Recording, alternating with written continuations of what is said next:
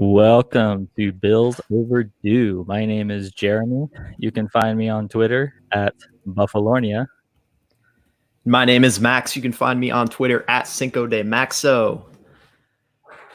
Week 7. We're on to week 7, as Belichick likes to say about everything, right? We're on to the New York Jets. We're on to the New York Jets.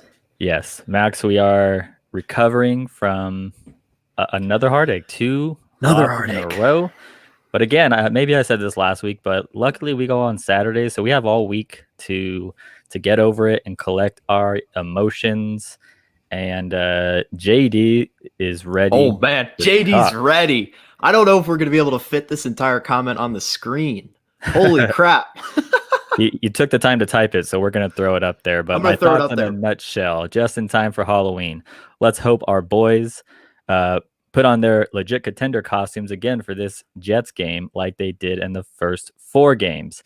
Too bad the front office isn't able to fetch a legitimate superstar for this talent-starved defense, but they should be able to hold the worst team in NFL history to less than 20 points, hopefully. Otherwise, I don't think we'll be able to win this game. The offensive and defensive lines are probably the worst, if not. And I guess there's more. There's probably more. Yeah. Wow. We'll definitely get to this Jets game later. We kind of like to do our previews later on. Thanks to JD for shielding our audience from our faces for a second there. That was a nice courtesy of JD. JD's coming out fire, and it makes our show look super serious, and which it totally is. But we got Dried Ocean in the house. Nice to see you. George Tabarius. I hope I'm saying that right. I'm doing well, sir. Thank you. I'm also doing well. Thank you. Lost 3 tight ends. We're definitely going to talk about that later. Wow. Real King, Buffalo Mania news. Already, I hope Sam Darnold's not watching because he just used a very scary emoji. And ladies and gentlemen, I mean, if you're excited for this show, if you're ready to talk some Bills for an hour and a half, listen to Bobby and please smash that like. Smash it. Thank you, Bobby. Thanks for being here. So Max, you wanted to get on to the topical stuff, right? Yeah, I think let's just jump right into the biggest news of the day. It kind of took everyone by surprise. Everyone looked at their phone and they said, "Holy shit!" Adam Schefter just tweeted out that the Bills are going to be without Dawson Knox, starting tight end. They're going to be without Lee Smith, our penalty man, and our team scapegoat. And we're going to be without, another practice squad tight end, Nate Becker. So that leaves us with Tyler Kroft as our only real tight end. We're going to bring some guys up. We'll talk about that a little later, but Tyler Kroft is the only guy left. Are you saying Reggie Gilliam is not a real tight end? Oh, and Reggie Gilliam. Yeah. I forgot about Reggie Gilliam because I still think in my head that he's a fullback, even though he was good kind of made him a tight end. Yeah, but we have him listed as a tight end, but apparently he's not really working out the tight ends because he's like the only one who didn't get it other than Kroft, who was away from the facilities. And Max, I mean, you mentioned how Lee Smith is our penalty guy, our scapegoat, but we have another thing to add to Lee Smith. He is also a red zone threat. Big time red zone threat.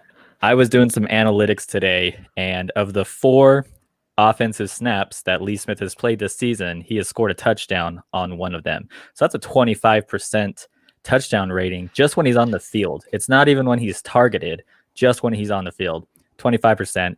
That's pretty impressive. It's almost better than Deion Dawkins' touchdown percentage when targeted. So, but honestly, you know what? Here's a little conspiracy theory here. Maybe the Bills decided to just kind of say that Lee Smith was in close vicinity to Dawson Knox, and they kind of just use that as an excuse to keep him out of the building for a little bit. That's the only reason we're making you inactive, Lee Smith. And he's just like, I wasn't even near them. It's like, we can't take any chances. Can't take any chances, Mr. Lee Smith. Can't take any chances. I don't know. Is this Rico or just somebody using? Is this a Rico stan? But they're saying, "What up, fellas? How heartbroken are you that Dawson Knox is out? Scale of 1 to 10." I'm waiting for that Dawson Knox breakout game. He's been catching some flack lately, more than he's been catching other things. And not trying to overuse that joke, but I'm waiting for Dawson Knox to have that breakout game. And he already missed last week, and this whole week it looked like he was going to be out again. So I'm not super heartbreaking on a realistic level. Yeah, and you bring up the joke that everyone was kind of going on Twitter, and everyone was screaming it at the same time.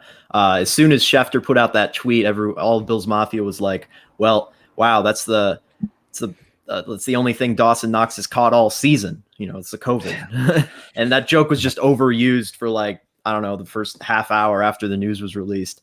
So that was kind of funny. But we're not going to make that joke because we only do original content here, so we can't make that joke. I think I kind of already made it, like something similar though. But anyways, somebody mentioned, here it is. Marcel Rio says we don't need a tight end, we don't use them. And in our Buffalo Fanatics chat group, Max, somebody was saying like, well, who's going to be the third tight end that we dress? And I was like, honestly, is anybody going to tell a difference if we only have 2 instead of 3? Yeah. I mean, well, we've done it before, haven't we? Like when, well, no, because Reggie Gilliam was still there. So we've always had at least 3. But yeah, none of the tight ends have really come through. And if we just do 2, and like you said, throw Duke in there, people think because Duke's kind of big, it's like he's like a tight end. But I kind of I tweeted today saying about people asking Duke if he's ready to play tight end, and I don't know if he's ever really paid or played that position. But I also agree with what Bobby's saying. I'd like to see Reggie Gilliam get get some love today. But who knows? Maybe Tyler Kroft, after having a baby, they had a baby yesterday, right? Or this morning? Yeah. Maybe that's probably the craziest part of this whole thing is that Tyler Kroft was saved from this whole COVID mess in the tight end room because when on Friday, I believe, when when the tight ends were meeting or whatever, Kroft was out of the building for a meeting because his wife was having a baby. So yeah, thank God for children, because without that baby, we wouldn't have any tight ends. So if he's not too tired, which I hear babies make you, maybe he's just gonna like ball out because he's like, I'm a dad, and like I want to like just kill it today because I want to tell my baby like, hey, the day or 2 after you were born, like I killed it. I mean, he's already had a 2 touchdown game, so maybe he can do another 2, and but also put some yards on top of it. I don't know. Yeah, is he going to be motivated because he's now a father or something to impress his child that was just born? Yeah.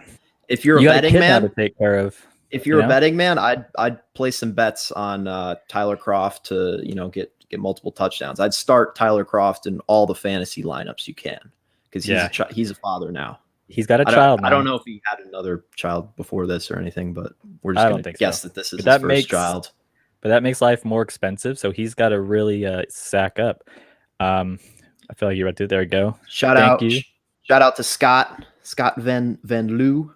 I don't know if I pronounced that right. Van Loo. I'm glad they activated Duke Williams from the practice squad. He could be a threat in the red zone against the Jets, especially if they're double covering Diggs. So another big wide receiver can tear that Jets secondary apart. I'm excited for Duke Williams. I think this is going to, I think Scott's right. Like, I think if there's like 2 guys in the last couple years for the Bills that have kind of been like Buffalo Bills folklore legends in Bills Mafia. And it's Christian Wade and it's Duke Williams. Those are like the 2 guys everyone goes to and is like, if you're talking to a guy who's a fan of another team in the league, and you're like, yeah, you know about Stephon Diggs, but let me tell you about this guy. This guy's a secret. His name's Duke Williams. He's big. He's got all the physical tools. He's just got to put it all together on the field. And yeah, it's another chance for Duke Williams to ball out. I think I'm excited to see Duke Williams to see what he can do. Yeah, I'm not a Duke truther, but and I feel like he didn't make the team for a reason. But with John Brown out, I'm excited to see Duke get the opportunity, especially with the protocols now where you can, call up practice squad players without having to sacrifice a 53 spot. He knows the playbook. Him and Allen have some, they have some chemistry. He was really targeting him in the wild card game. So yeah, I'm kind of excited to see what Duke can do. What can Duke do for you? Yes. What can Dookie do? Dookie do. And if we want to stick with who's being called up, offensive lineman Jordan Devy was called up as well. I've heard it's pronounced like heavy, so Devy. Okay.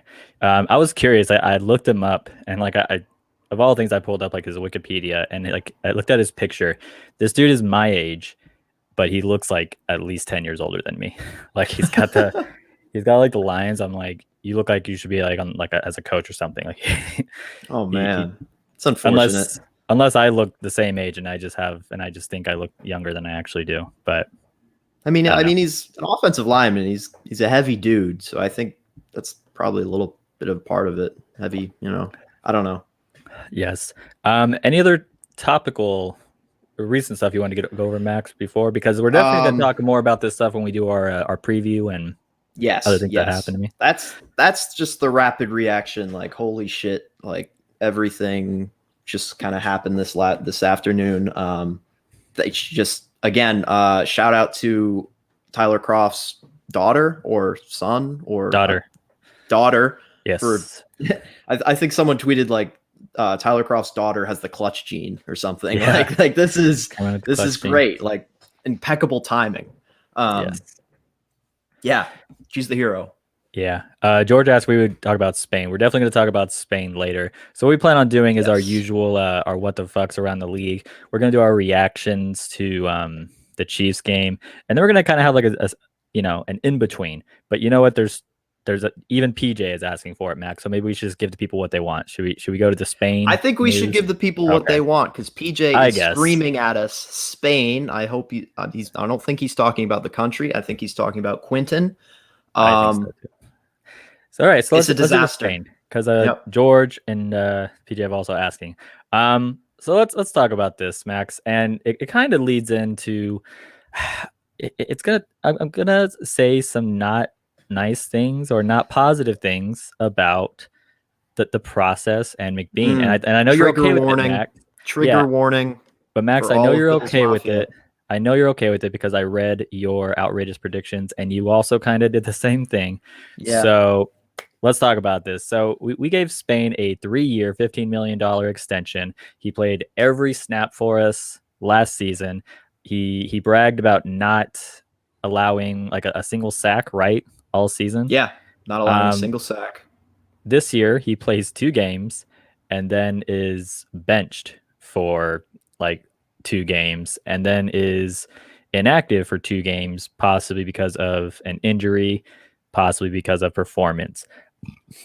So, and then after this week, he gets released this week. We released him.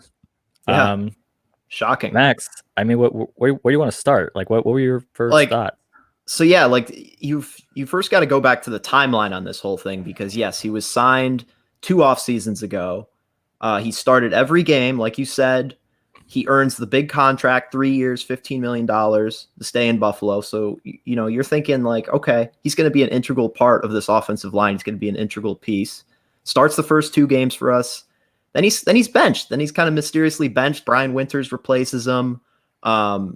He ends up coming on. Quinton Spain comes on in relief the past couple games in terms of like injured offensive linemen, but he's never a starter again. And then he's released this week, and it's ugly. It's quite honestly ugly when you go from a guy that was prioritized that much this past offseason by earning that huge contract, and now you're going to release him. Like things obviously went wrong, very wrong, and I don't think anyone has the full story as to what happened in terms of like personally within the locker room, what happened with the relationship with guys. But here's my take on it. I think Sean McDermott and Brandon Beane, they got too cute trying to handle this offensive line. They got too focused in on the idea that, everyone in Buffalo is a team player. Everyone's going to be in the best interest of the team, and no one has any ego whatsoever on this roster. That's what they thought. And you can't play that game when guys are making millions of dollars in this league. And quite honestly, like, everyone has egos, and Quinton Spain had a right to be upset that he wasn't on the field because he's getting paid. He's getting paid, and he showed us why he's a great player last season. So they're trying to mix things, whether they were trying to mix things up along the offensive line or trying to like send Spain a message by benching him. it's a mistake. It's a mistake, and you can't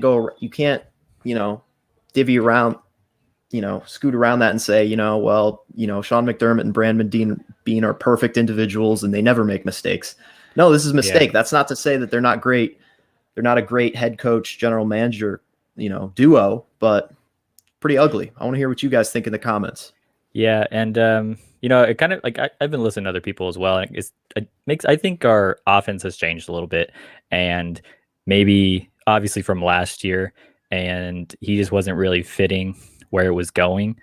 It still makes you think, like, is Brian Winters though like still better than him, because he was getting started at right guard, and Brian Winters has been like bad.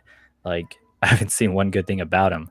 And then honestly, I bet I feel like Quentin Spain probably had some words behind like closed doors. Is the ice cream man going by? Yeah, dude, I can't catch a break. The ice cream man always comes by when we're recording, and I can't get ice cream. It was better than that time we were doing the podcast and there was people doing like work on your roof or something, right? Yeah. I live on Long Island. I go to school at Hofstra University, and sound like suburban area, and there's always like activity going on. It sounded like a lightsaber battle was going on outside that day. So. It did. Ice cream man's gone though. I just watched him pass.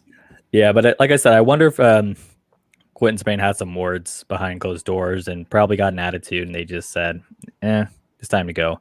We're going to eat about $4 million this year because of him. And, we got to get Ford back. We got to get Feliciano back. Hopefully when that happens, things look better. And then maybe grab. I almost, wonder what about Evan Boehm or Boehm, whatever his name was. Yeah, whatever his name is. Yeah. He kind of seemed like, I don't know, like they had some like confidence in him, like as a depth person.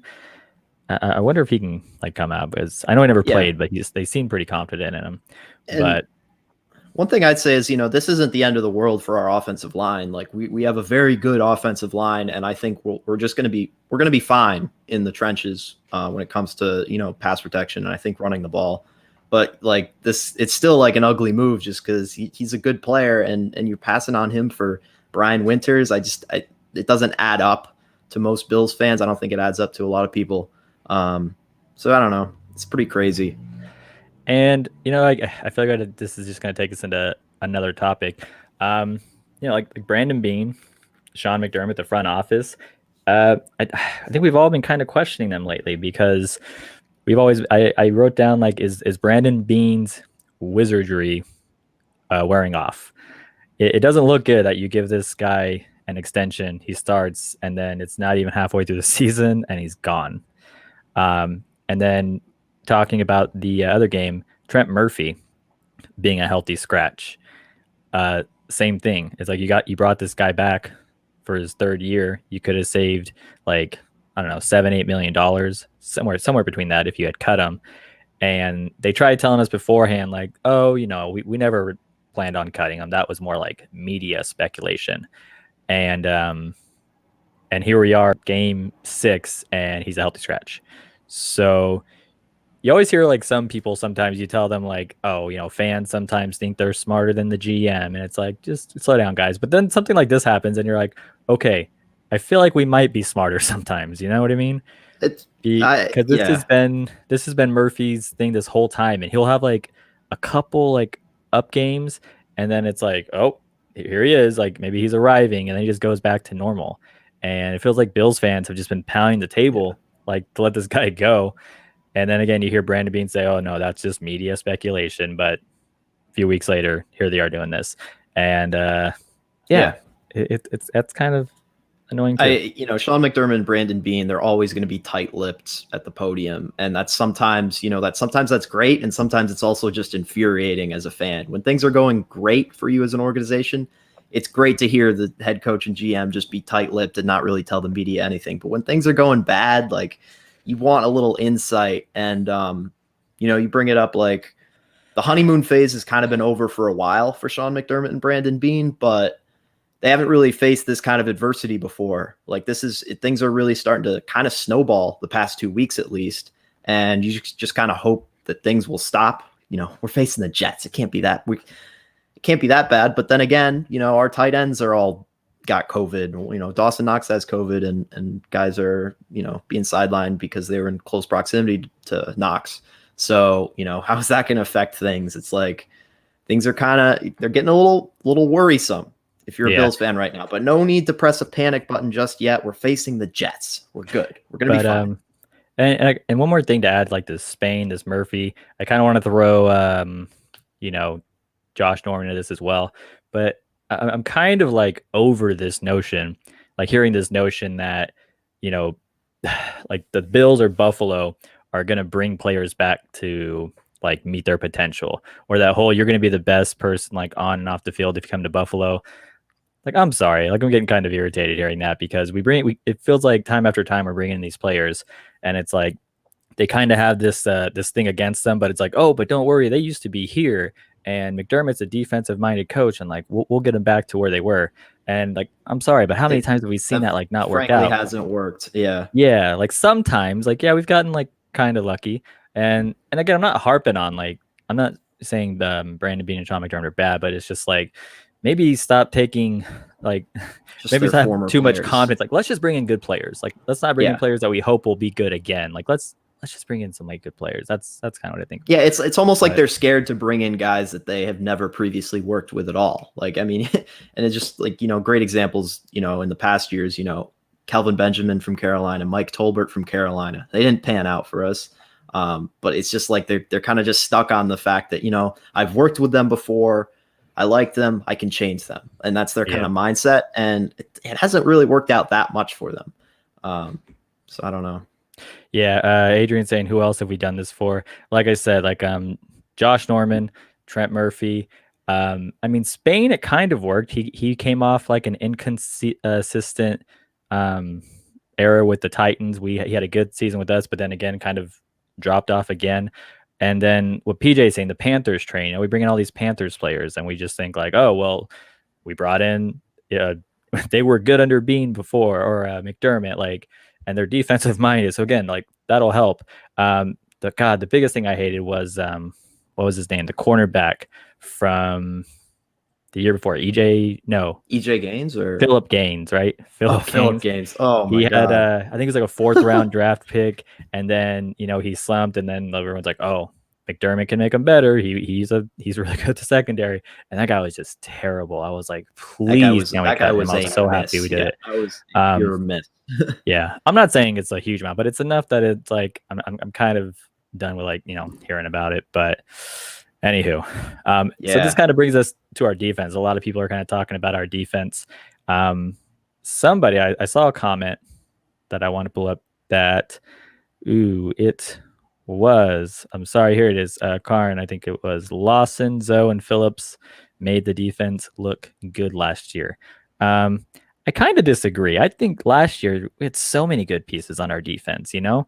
I thought, you know, Micah Hyde and Jordan Poyer, I mean, those guys I've almost felt like ghosts this season, almost, right? There's been games where it's like, huge where are plays. They? Yeah. But last year, you know, before last year, last couple of years, they've been fantastic. Trey White, Levi Wallace was pretty decent last year.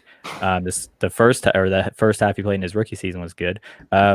Jerry Hughes, I think, kind of doesn't get a lot of attention. I know he's not producing the sacks, but the guy is almost always beating his blockers. He's just, the quarterback just keeps getting the ball out. But yeah, I don't think it was just those 3 players. Edmonds and Milano, we had the majority of them. We had both of them, I think, for the entire season. I wouldn't say it was just those 3 people. People have mentioned, I definitely miss like the energy and like the characters of Lawson and Phillips, but it doesn't seem like we kind of have like those. Yeah, I mean, those were the dynamic personalities. The guys at Dallas game, like doing this. But yeah, I wouldn't say it was just those 3 guys. I think last year we had a very good defense. It's just this year, it's just not. I think you just add up all the missing pieces kind of across the board that we've had to deal with this year. It's, you know, it's losing those 3 guys, Lawson to free agency, you know, Jordan Phillips to free agency, Lorenzo Alexander to retirement. Those are 3 key pieces. We lose Star Latulele. He opts out for, you know, because of COVID. You know, we've lost Matt Milano for so many games this year. He's been out for more games than he's played, I believe. You know, Tremaine Edmonds has been out for a game. like Levi Wallace is injured. There's just been a lot of snowballing injuries, and it's tough to deal with that adversity. That's not necessarily an excuse. And then you talk about the shortened COVID off season. I feel like I bring this up a lot of the time, but that's hurting defenses across the league. We miss Star Lotulelei right now. Like I think he's a guy that we're not talking enough about. We talk about that one technique that we need inside on that defensive line.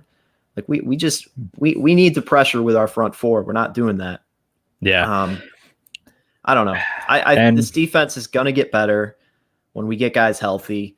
And we played the last 2 weeks. We played one of the top two teams in the AFC, and a couple of top two teams in the NFL. So, we're going to get better. We're playing the Jets next week. Calm down. Yeah. Dried Ocean asks, was Josh Norman our most overhyped signing? I don't think so. I think he was kind of the most polarized one. There's plenty of people that when we signed him or once he was released, people are like, no, thank you. No, thank you. Like, don't do it. Like McBean. I know he was from Carolina. Don't do it. And then they signed him. And I feel like he was more polarized. I don't know if he was overhyped. Some people were probably hyped for his potential, but I wouldn't say he was overhyped. I think he's done kind of what we've expected him to do. Like obviously in that Titans game, he wasn't expected to be our cornerback, our CB1. Like he wasn't supposed to be. That's Trey White's job, and obviously Trey White was out of that game. Like we can't expect Josh Norman to revert to 3 years ago. Sin City Titan says Derrick Henry's son was definitely overhyped. Well, as an outsider, if you felt that we overhyped him, I don't really agree from the inside, but calling him Derrick Henry's son, I think he is legally his son now. Yeah. I mean, he flew 10 feet in the air. Obviously, we went over that. It was very embarrassing. I don't know how he lined up next week against the Chiefs on the field, just knowing that he just got demoralized by Derrick Henry. Yes, and pretty unfortunate. And speaking of the defense and Star Lotulelei, Max, a lot of people, I know I've seen it from like Ryan Talbot, Judge Mathis, Joe Scalia, are pounding the table for a trade for this Dalvin Tomlinson fella. He plays for the Giants. I believe he's like a first-round pick. He's a one tech, a very good guy, and I just think if we traded for him, it would just be a rental unless we can get him to extend. But I would love it if they did this, personally, because we would get that one tech, and it'd be a younger guy too. So it'd be someone who can, like, when Star comes back, they could probably, rotate for a year or two as long as he's still good on his contract. But then he can kind of take over that Star role, and then we'd have that player that we know that McDermott covets for a few more years. Yeah, I think I want to be cautious with trades. I feel like obviously Bean hasn't been someone to trade to be active at the trade deadline before, so I don't know if he'll pull the trigger on that. But yeah, I guess if the deal's right, I'd like to see it. We do have that need. I don't know. I think it's a good idea.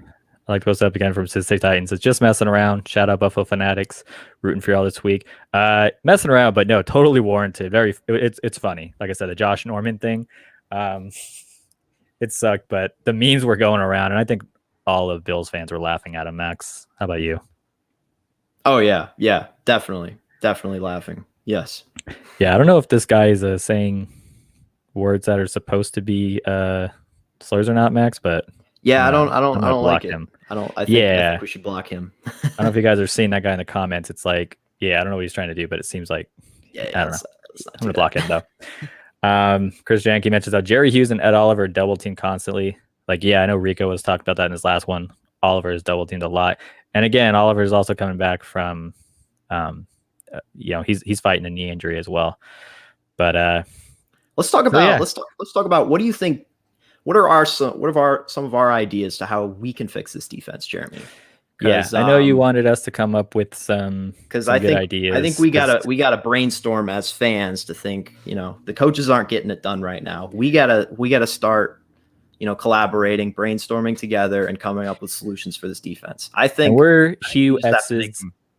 We're huge X's and O's guys. So I mean, we're the ones you want to listen to for this. I got one right off the bat, Max. Yep. If you want to hear it, I'm ready. Josh Norman just needs to start forcing fumbles all the time. It worked before. And then recover them.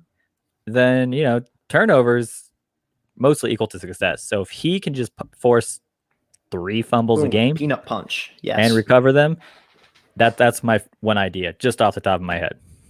I'm thinking you kind of resort back to like kind of the coaching strategies of like JV high school football coaches and just make everybody do wind sprints, just suicides and wind sprints. I'll teach him a lesson. Oh, I'll like teach him a lesson. Joe Judge? Like the Joe Judge, no one wants to run on Monday morning after a loss. No one wants to, sprint down the sideline. I don't think our big defensive tackles want to do that. I don't think Vincent Taylor or Justin Zimmer or Ed Oliver wants to do that. Yeah, football players hate running. So they hate running. They actually hate running. Tell them, if you mess up, I'm going to make you run. They're going to be like, oh, okay, then I'll start playing good now, because that was the only thing. I just didn't have the motivation. Or how about this? Like in college football, we need to introduce the Bills need to introduce the whole sticker thing on the helmets. Those little stickers they put on their helmets in college football to incentivize, when you make a good play in practice, you get a little sticker on your helmet. Maybe we can like college football and kindergarten.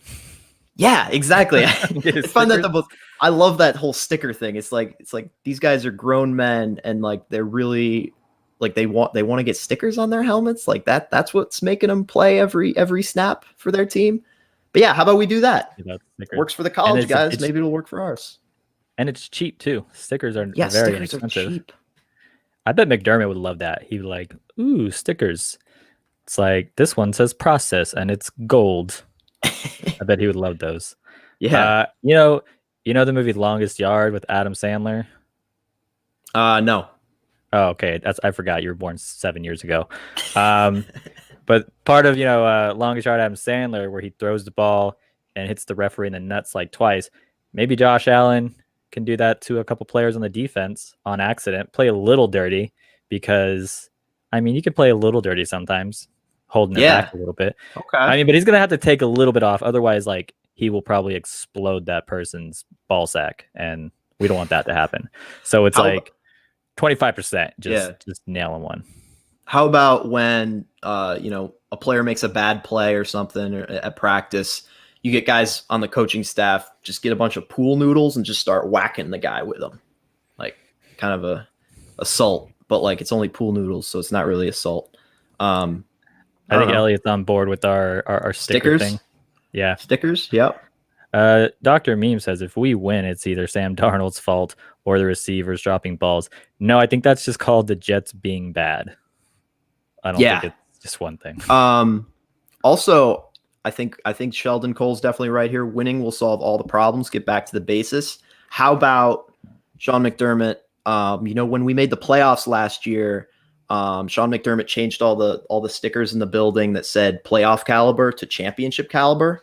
How about we should just start changing all the stickers to Super Bowl caliber, championship caliber around the building right now? Yeah. I think you just solved it with this stickers thing. Let's bring in those stickers for everybody. All stickers in any form might solve the problem. Cool Kids asks, is Darnold playing tomorrow? Yeah, I think they just announced today that he is set to go tomorrow. Jamison Crowder is doubtful, and Denzel Mims was taken off the IR. So there we go. That's interesting. Jamison Crowder has given this Bills team headaches. Basically every time we've played the Jets for some reason. So it's kind of good news for us that he's out. A little bit, yeah, definitely. Yeah. That's interesting. We don't want to get too much. Max, do you have any more ideas to get? Somebody had the great idea to just make Josh Allen play one defensive tackle. That could be. I don't see anything wrong with that, right? Yeah, he could play. He's got the frame. Play next to Ed Oliver inside. Might work. I'm all board. I'm on board for that. I'm glad Spin 0481, a recent viewer, thank you for being here today. Is McKenzie going to get moved to cornerback? Listen, if McDermott does not play McKenzie at cornerback tomorrow, this will be equivalent to starting Nathan Peterman over Tyrod Taylor against the Chargers. Switch things up. It would be stupid if he did not play McKenzie at cornerback. Yeah. Mackenzie Island. Mackenzie Island. It worked against the Jets in Week 17 2 years ago. In case you don't remember, we brought in McKenzie against the Jets, and Gase was like, "Oh shit, I did not watch any film on that guy. I have no idea what he's capable of." So he said, "Do not target him at all." Gase like did a double take, like, wait, that guy's on offense, right? Or he's like, do they have two McKenzies that are all both 19 and one's offense and one's defense? And Greg Williams was like, I don't know. I don't pay attention. Greg Williams is like, just injure him. That's fine. Just try to injure that guy, Yeah. Here's another one. Dr. Me talking about Taron covers Crowder. Another way to fix our defense, maybe have Taron Johnson stop covering slot receivers. Let's make just Taron Johnson inactive for a game. Let's do that. He's been bad. Let's do that. I mean, I think he's like good on like rundowns. People say he's good at tackling and stuff, but just in coverage, let's maybe not make him do that because I'm done with that one. So, Max, let's do our what the fucks. Let's go those out of the way, and then we can do our KC reactions. But I've got two, Max. Yeah. And I don't think you have any now because you said yours was going to be the tight end thing, and we already talked about it. Yeah. So I guess we can. Maybe I can. My pull first one out of my ass. We'll see. My first what the fuck is to Daniel Jones, or as I call him, 10-cent Daniel. Right? Is that what they call him? 10-cent Daniel. 10-cent Daniel. 10-cent Daniel. Yeah, that's right. He's cheap, but come on, like he does like a quarterback run. I don't know if it was designed. Open field right in front of him, like a 90-yard rushing touchdown, just like right here. I'm here, like ready. He just burns the secondary, and the dude's running. Wheels. The dude's running, God. And then he just trips. Like, how do you run for like 70 yards, and then all of a sudden your body's like, wait, what are we doing? Shit, and then you just fall. I think you're giving him a hard time here. Because this was an incredible home play. Game? Was it a home game? No, it was in Philadelphia. Okay, because I was gonna say, isn't the grass or the turf at like MetLife like terrible? Maybe he just hit like a gopher hole or something. But no, this play was absolutely incredible. Like Daniel Jones, when he did the play action fake, there was not a single Philadelphia Eagle within 20 yards of him that entire play. They couldn't even catch up with them, which was sad. He had the biggest running lane ever, but they clocked him on that run. He ran faster than Lamar Jackson has this year, I believe. I think he was at about 21 miles per hour, a little over. He's probably, I think he's like 6'5". He's probably about Josh Allen's height, and he's faster than Josh Allen for sure. Like he can fucking tear it up. But his 40 time was only a 4.81. And I mean, maybe he's faster. Maybe he doesn't. I mean, he cared enough to run the 40, but 4.81, which I think Josh was a little closer to 5. But even when Josh breaks off a good run, like they catch up with him eventually. They were not going to catch up to him. This was an example of like it was too good to be true. And there was not a single defender within 20 yards of him, and he was like, "This is not real. This can't be a real play. I can't be this open this far down the field." Like it was too good to be true, and his eyes got too wide, and he's running, and he's like, "I don't know what to do. I haven't scored a touchdown yet for the Giants yet this year because the Giants are terrible." I think he fell on purpose because I think Daniel Jones wants the Giants to draft Trevor Lawrence, so he's like, "Oh shit, I can't score right now." He just fell. But what was so funny about it is he fell for like 20 yards. Like you could see him falling from about the 30-yard line to the 10-yard line. Like it was a very long fall. Like, did you notice that? Because you could kind of see, when did you think that he was going to fall? Because it was about like the 35-yard line, I think, for me, where I was like, okay, he's going down. Was it about the 30? I feel like maybe it was a little closer because then he fall at just like 10 yards short. And it was maybe 10 yards before that he started to stumble. He fell at like the 12, I think. I think it ended up being like first and goal at the 7. And you could see him when he hit like the 35-yard line, he started to have like a little like kind of limp, or like he looked a little funny as he was going, and you're like, oh, he's going down. And then he started leaning forward, and it was bad. It was I mean, look, I'm no athlete, but they scored a touchdown on that drive though, so could have been ran, and I just don't get how all of a sudden you're just like, oh god, I'm falling. Like this, I don't know. I don't know. And man, you need to make one of those videos I'd like to where see they you bring go out in there like and do it. I will. That's fine. But they need to make one of those videos where like a Street Fighter guy comes in and like punches him and he's like and he stumbles and falls.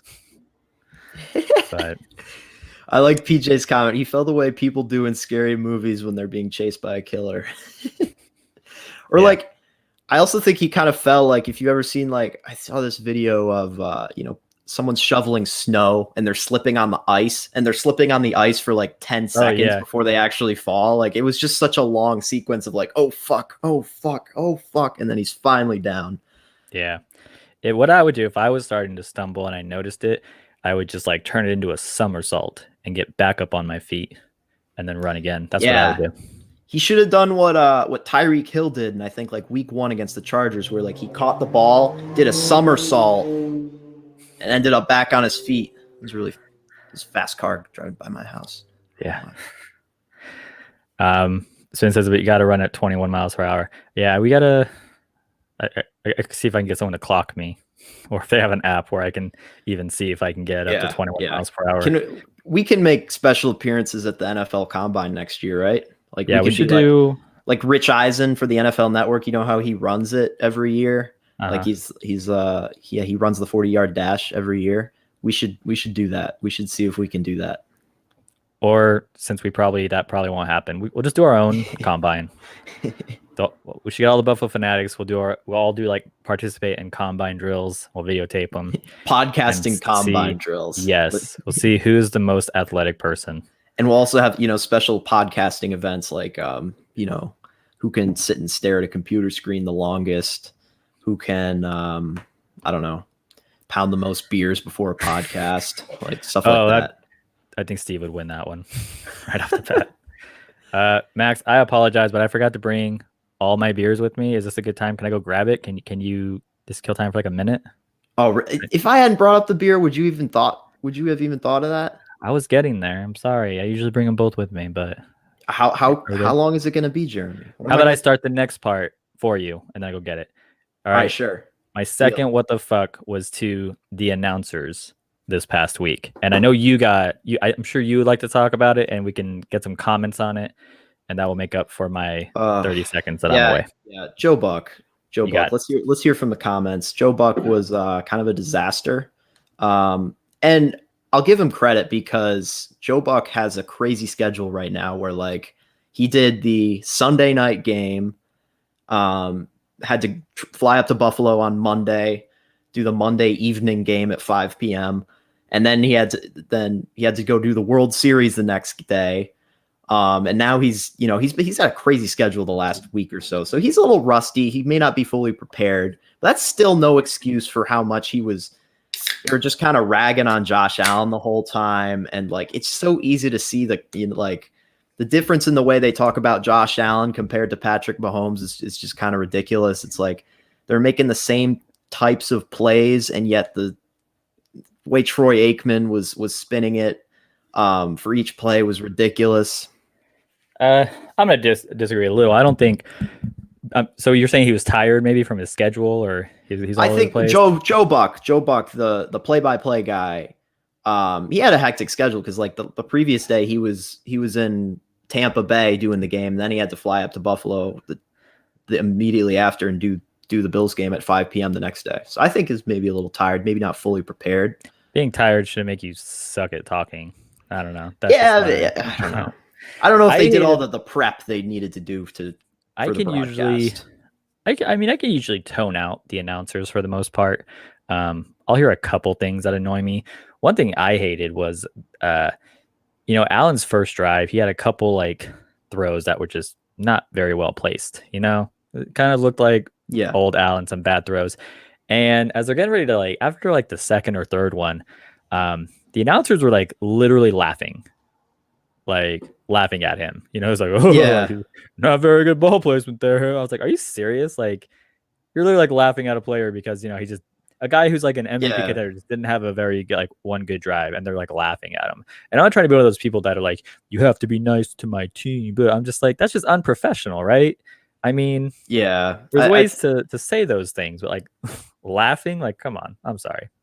Yeah, it was insensitive the whole time, and of course, it was a bad time for Josh Allen to have a bad game when you got two guys that haven't called a Bills game in like 20 years doing the play-by-play and color commentary. So that wasn't a good start, and he looked bad today. Josh Allen looked bad today, but the announcers were ragging on him. Josh, yeah, I'm doing that. All right, you go. I'm all messed up. The other thing was Terry Bradshaw, and I actually didn't catch this. I think he said it during halftime or something, but I didn't hear it when he said this. But I saw a lot of people tweeting about it afterwards. Him saying like you're either accurate or you're inaccurate, and Josh Allen will always be like an inaccurate quarterback. That one got me livid. And it would have been so awesome if one of the other like commentators turned to him and was like, "You would know, right, Terry?" Yeah, you would know, Mr. 49% completion percentage in your career. But that was like, it was like Terry Bradshaw's like, you're either accurate or you're not accurate. This guy's not accurate. It's like, dude, you're an old man. You don't know what you're talking about. Get off TV. You're senile. You're not making any sense. You literally like shut up. Like this guy's too old to be doing this. Like, come on, Terry Bradshaw.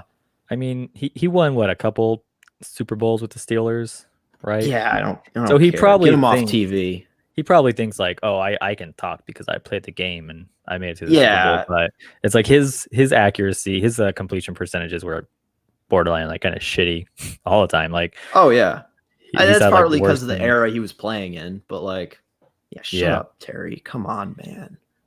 But after was it like 5 straight games of a completion percentage of over 60%, Josh Allen has like a bad game. He's like, oh, inaccurate again.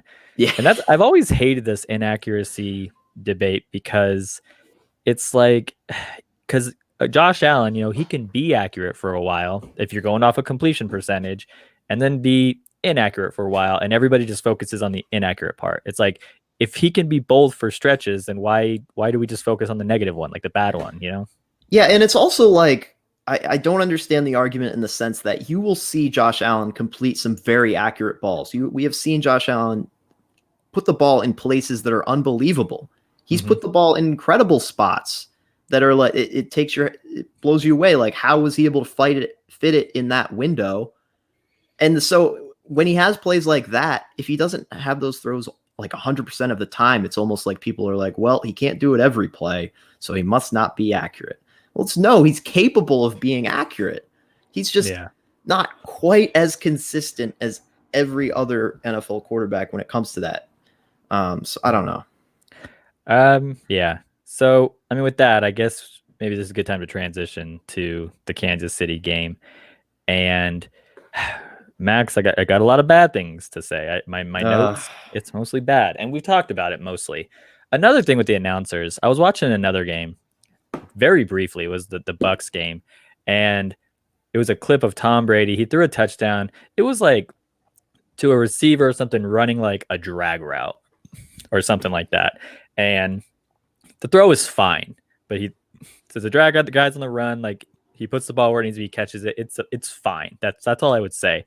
And the announcer is seriously just like, unbelievable. And he says, as good as it gets, like pretty much quote it. I was like, are you serious right now? I mean, it's the bias. It's the bias. It's the legacy of Brady. I don't know. I don't let those things irk me as much as they used to. But, I guess. Yeah. I mean, do you hate Brady less now that he's where he is? I definitely hate Brady less. Yes. I still hate the Patriots just as much, if not more. Well, I won't say more because it's always more fun to hate on Brady as a Patriot. But I don't know. Now that Brady's in Tampa Bay and like he's assembled the Avengers of superstar talent alongside him, and like he's in a different conference and we don't play him, it's like, all right, you're off over there doing your thing. I'll just worry about where we are as the Bills. I'll worry about the AFC East. I don't really care about you right now. Like, really quick, which Avenger would Antonio Brown be? I mean, that is a good one. Is there an equivalent? If you know in the chats, if you can tell us, what Avenger would Antonio Brown? If we're going to use Max's analogy, so Gronk. Let's go through the list. Gronk Gronk is the Hulk? Gronk has got to be the Hulk, right? Sure. I'm willing to just hit Holt or Juggernaut. Hulk smash. Or is Gronk Thor? No, I like Thor. Well, no. Well, Thor. But like the Hulk in real life, when he's Mark Ruffalo, he's a smart, intelligent guy. Thor is never smart. He's always an idiot, which is kind of what always Gronk is. He's like, Gronk smash, ha ha ha ha. Yeah, that's true. I feel like Gronk is kind of Thor. Sean McCoy is. I don't know. I feel like anyway. I don't think I'm going to be able to do this. I should stop. I have no idea which Avenger he would be. PJ says Loki because he is Loki, kind of like mischievous, like doing things to get out of like a team or something. But yeah, that's pretty good. But Joshua I agree. Like Arnold says he's not an adventure, but he could be Deadpool. Yeah, I don't go out of my way to hate Tom Brady as much, but like I still want him to fail. I guess like when they show him, I'm like, oh, did they lose? Awesome. But I don't really like pay as much attention to him. And I still hate his dumb face. Like, yeah, he's definitely got a dumb face. Now with his like Tampa Bay tan, you see that? Like, he looks like an idiot. Yeah, definitely he's still dumb. The same dumb face, but he's we hate him a little bit less. I'd say. I don't know. I agree. What do you guys think in the comments? There's a question. Would Bills Joshua Waters, would Bills fans whether? Whoops, where'd it go? Sorry. Oh. Would Bills fans rather win tomorrow or lose, but severely hurt the Jets' chances of getting lowers? I want to win. I don't want to lose against the Jets at all. Yeah. No, I'm not looking into the future that much about the draft and Lawrence or anything. We got to win. Are you kidding me? Like, if we lose tomorrow, we're 4-3, and we've gone from basically the top of the NFL world at 4-0 to like 4-3, and we just lost to the freaking New York Jets. Like, we're near the bottom of the barrel if we lose to the Jets. Like, that would be terrible. Which kind of leads me to another question, like, how much do we have to win by against the Jets to feel good about ourselves? True. I mean, people are kind of talking about the injuries. Like, we're missing, I think Trey is going to play, but we are at the other. So it looks like we're John calling Brown, Dane John Jackson. Yeah. I'll talk about the defense first. Oh, okay. Sorry. So we called up Dane Jackson. Cam Lewis could still play. They're saying he's been practicing with like a club on his wrist. So they're saying he can still carry out cornerback duty. So that's still a possibility. And, Taron Johnson, I don't know, maybe he'll do something tomorrow. But other than that, I mean, the Jets are still, they've got some banged up guys too. They might be without Mekhi Becton, a couple like linemen, and, Crowder's out. This is going to be Denzel Mims' first game. I mean, sure, he could do well for a debut. It happens, but who knows? I don't know. It's kind of like you're playing for the Jets in your debut. You're putting on the green and white and playing in New Jersey. Like, it can't go well if it's your debut. I'm sorry, man. It's not going to go well. I know people have been talking about, Denzel Mims, he could be good. If he was at another organization, he might have a good debut. But he's with the Jets right now. He's not going to have a good debut. Yeah. I mean, they might try to force it. And I don't think the injuries are going to hurt us that bad. Our offense is still good. We can still put up points with our offense. Yeah. Like, our tight ends are hurt, but we haven't been doing much with our tight ends. So now I'm curious, after we saw the Kansas City game, we tried to run the ball a lot. Like, what is our offensive strategy going to be? Are we going to try to run it as much as we did against Kansas City, or is it just going to be the 4 wide receiver sets, spread everybody out, get Stephon Diggs, get Cole Beasley, get Gabe Davis, get everybody involved? I mentioned John Brown's going to be out, as is Cody Ford. He will be out on our offense, so it's a little concerning. Yeah, it doesn't look like Feliciano is going to be back tomorrow because I think they would have had to activate him today. So he'll be out, which means we have like Brian Winters. Dear God, I hate even saying it. Ike Butker. And then we called up this Devi guy. Is that it? Is that the only guards we have? I mean, Ryan Bates can play almost everything, but it seems like they never want him to. Yeah. I almost wondered, what if you bumped Darrell Williams to right guard and put Nseki play right tackle for a bit? I don't know how well Williams can play right guard, but I mean, I feel like almost anything could be better than. Hey, maybe we can slot Quinn Spain in the lineup off the bench, right, Jeremy? Right, right. No. It's sad. Yeah. Here's one thing. Here's a point I want to make. With the COVID news, I want to go back to that briefly. If there's a team, I think the Jets were probably happy to hear about the COVID news, that Dawson Knox had COVID. But they're probably sad because if there's a team that wants their teammates to get COVID, it's the Jets, so they can postpone and end their season. And they probably aren't going to be able to do that because the NFL won't do that for the Jets. They don't like them enough. They're not enough to do that for the Jets. Sorry. They'd be like, you can put your mascot at quarterback. We don't care. Like, your game is happening. They're like, you're still gonna go 0-16. Like even if the Jets were like, sorry, the Jets as an organization. Are you saying that, like, if the Jets release a statement tomorrow and we're like, hey, we are not playing the rest of our season because we are concerned about the coronavirus, you think the NFL would just be like, you're just copping out because you suck? I'm saying you're gonna play the games. I'm saying if Pat Mahomes sneezed tomorrow, they would stop the season for 2 weeks. But if the Jets are like, we have 45 healthy players that we can play tomorrow, they would say, you better find a 46th. They're like, put your damn kids out there. I don't care. It's like, it's happening. That's what is happening. Yeah, I guess that's the reality. And Adam Gase would just be like, I don't give a shit what happens. I really don't. I just want to point out how we totally skipped over our Kansas City review and we're just doing the preview, which I guess is fine with me. Yeah, I mean, it's people been watching, so long since the game. We want to block it out of our memory. The people watching have had all week to get used to it. If you want to hear anything from the KC game, feel free to put it in the comments. But I'm fine with just going into this Jets thing. But yeah, the Jets are still the Jets. We still have plenty of healthy offensive weapons. I think we'll still score points.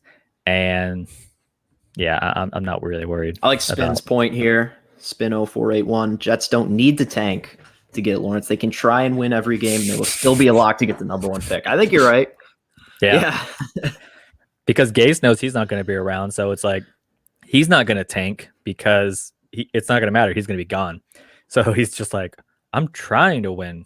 We got to start placing bets on just like when the Jets are going to fire Adam Gase. Because like, it's going to happen, but it hasn't happened yet for some reason. I don't know. Yeah. Speaking of betting, I have one good thing to take away from this week, Max. And I accidentally won money from betting this week. As you know, Casey Reed, he is like the Buffalo Fanatics betting expert. If you guys are interested, follow him, listen to his podcast.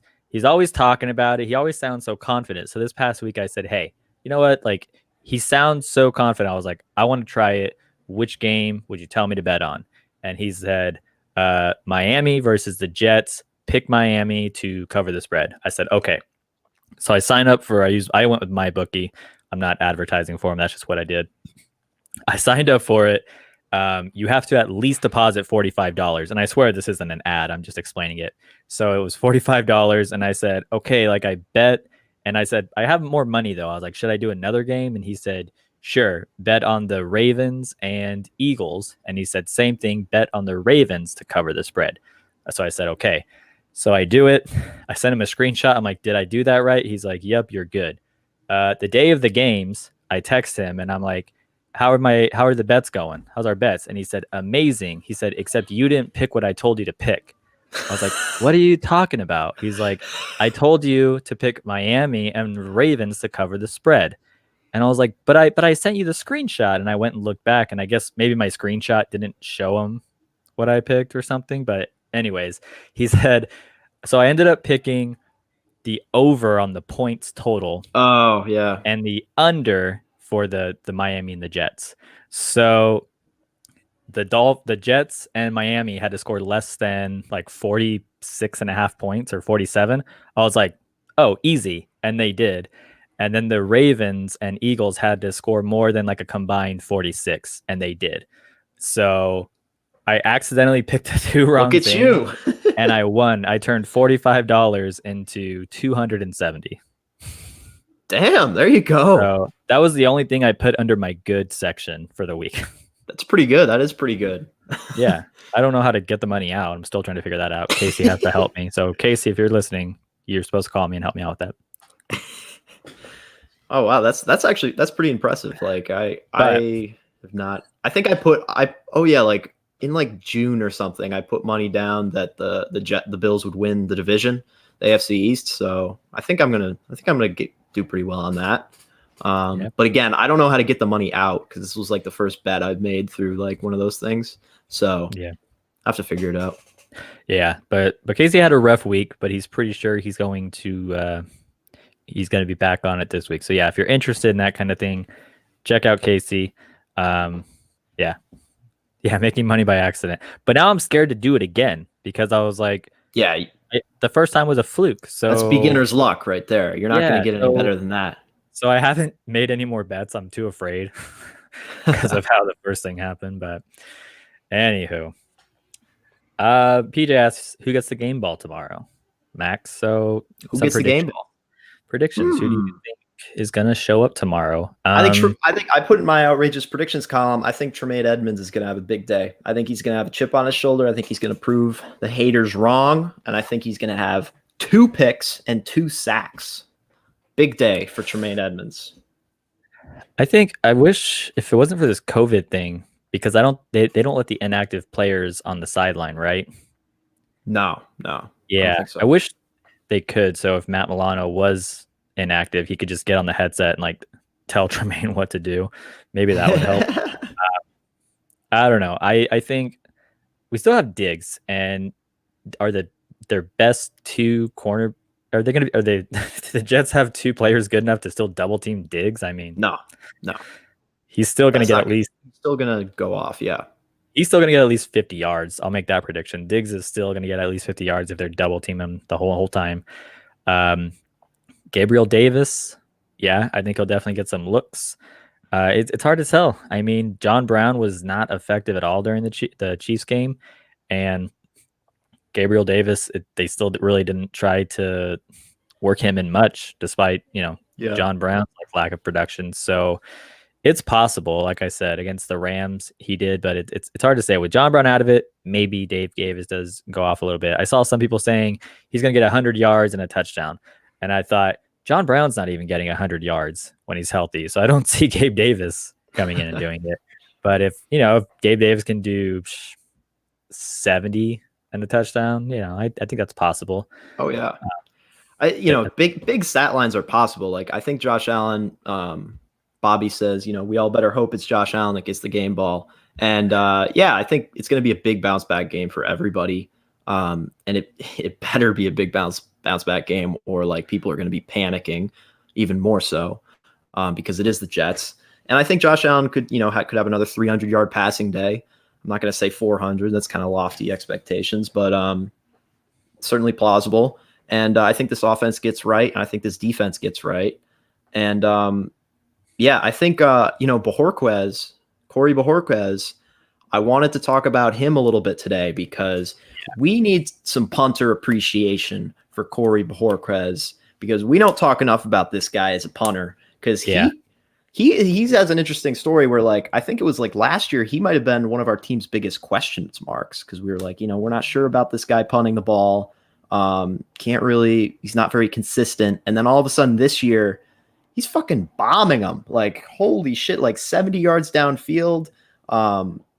When we've had to punt, which hasn't been often this season, except for the past 2 weeks, he's been doing everything we could ask for and more. He has like some of the, he has such a huge leg. He might have the rocket leg. I thought Tyler Bass had the rocket leg on this team, but the rocket leg might be on Bojorquez. Yeah, 2 things I want to say is, first, Max and I decided that every week we're going to have like an appreciation award that goes to a player who maybe wasn't the best, but is kind of like unsung a little bit, Max. Yeah, an unsung hero kind of. Who did well, but is going to get overshadowed. And we decided this week we're going to give the appreciation award, the Bills Overdue Appreciation Award, to Bojo. And I want to say, congrats, Bojo. Bojorquez, not so much this season because he's played better, but his last 2 seasons, he's kind of been like the equivalent of like rookie Josh Allen, Like he has all this potential. Ooh, like he's got the strong. That's a great analogy to make there. But yeah, he was super inconsistent. So he was like rookie Josh Allen, and I think that's why McDermott is like held on to him for so long, because he's like, yeah, he fucks up kind of badly sometimes. It's like, but when he's good, he's like one of the best out there. Like he's doing like 70-yard punts. So yeah, I always think about that with him. He's like rookie Josh Allen. Yeah, he can hold snaps. They need to get Matt Barkley back there. We're appreciating Bojo for his punts, but he's still got to work on his holding game, because he can't seem to get those holds right. He's got the laces in, so that when Tyler Bass kicks those field goals, he's hitting the laces. But one of Bass's made field goals, the laces were in again. So I think even Bass is like, maybe Bass is like, fuck it. If you're not going to do it right, I'm going to figure out how to do it. He's like, I'm going to learn how to kick these laces in. And I want to talk about Bass a little bit too.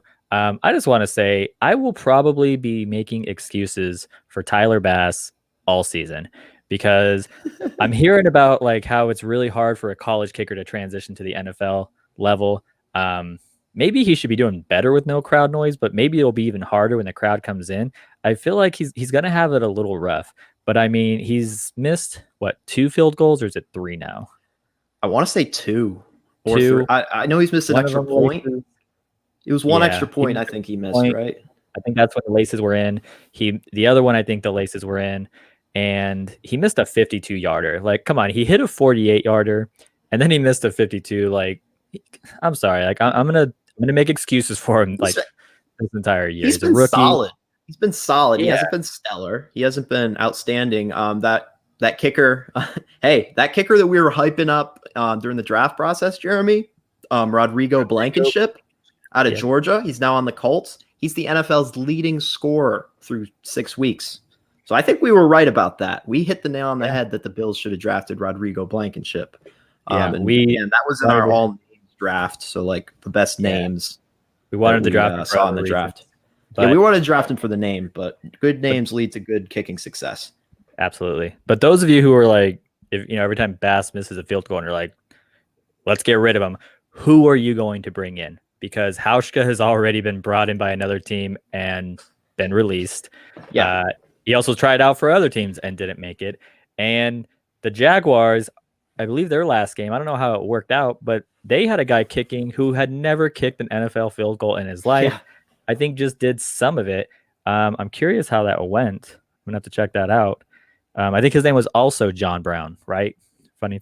Oh, was it? I don't know. But yeah, let's get back to that point that Brandon Bean made the right call on the kicking competition. That's for sure, because Hauschka, again, he came in for the Jaguars and was terrible. I don't think he hit a single field goal. I think he had like 3 attempts, missed every single one of them. So Hauschka's washed. It was good that the Bills saw that, before it was too late, really. So good job, Brandon Bean. Let's give you a little credit for getting that kicking competition right, because Brandon Bean's catching a lot of flack from a lot of people right now, myself included. So let's pat you on the back for that at least. And John Brown, so that's good. The kicker for the Jaguars, he went 1 for 2 this past game. He made his longest. He made a 31-yarder and 1 extra point. So that's what the Jaguars are dealing with. So I'm sorry, Bass is here to stay. I think there's nobody else out there. He's just going to have a rocky acclimation period. And I think we got to be patient with that. Yeah, I think you're right. I don't get some comments going here. We're talking about Bojo and holding. Why not get Matt Barkley back there holding again? Yeah, the backup quarterback. Let Matt Barkley do something. Yeah, he's a veteran. I know. He's not on the field very much to back up Josh Allen, because Josh Allen's gotten better at not being injured. So let him be on the field and hold some balls and make him feel like a real athlete. Yeah. But yeah, let's talk about this injury report though, because we're kind of talking about that. So released.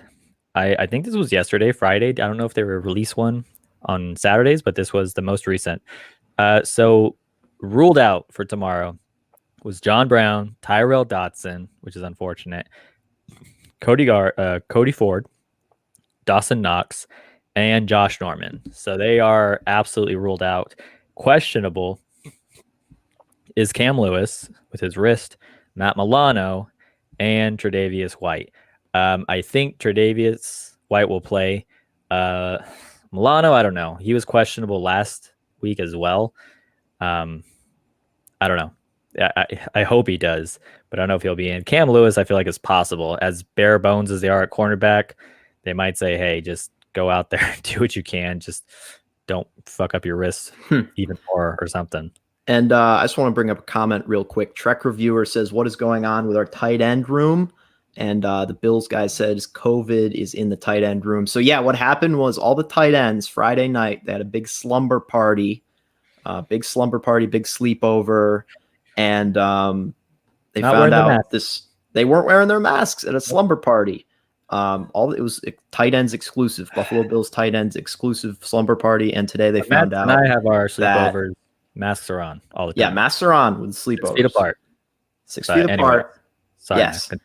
Yeah. And they found out today that Dawson Knox at the slumber party had COVID, and the other 3 tight ends were close to him, except for Tyler Kroft, because Tyler Kroft wasn't at the slumber party because he said, hey, my wife's having a baby right now, so I can't hang out with the boys and have the slumber party action going on. I got bigger things. I think he showed up. I think he was in the driveway, had his sleeping bag under one hand, and I think he was bringing like the GameCube, and then his phone rang as he was walking up the driveway, and he was like, "Oh my gosh!" He's like, "I gotta go," and they're like, "Leave the GameCube." He's like, "Okay." I go. I think that's what happened. I heard. Leave the GameCube, Tyler. Come on. I know your wife's. And he's like, "Sorry, my wife's in labor," and he's like, I gotta go, guys. I'm sorry. Baby's like, don't play Call of Duty without me or something. Oh, but yeah. So anyways, so that's what happened. That end room, yeah. What else? Reggie Gilliam.